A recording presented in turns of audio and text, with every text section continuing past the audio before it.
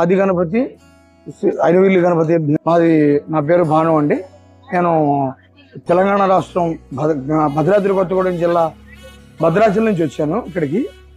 So మాకు చాలా కాలం మట్టి ఇక్కడికి రావడం, ఈ స్వామివారిని దర్శించుకోవడం, మనం అనుకున్నవన్నీ అవ్వడం నాకు బాగా అలవాటండి, పరిపాటిగా మారింది.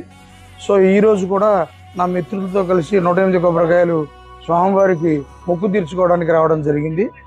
నా భార్యకి రీసెంట్గా బ్రెయిన్ స్ట్రోక్ రావడం, ఆవిడని అనుకున్న వెంటనే నేను హాస్పిటల్ నుంచే ఇక్కడికి స్వామివారికి కొబ్బరికాయలు కొట్టుకుని మొక్కు తీర్చుకుంటానని అనుకున్నాను.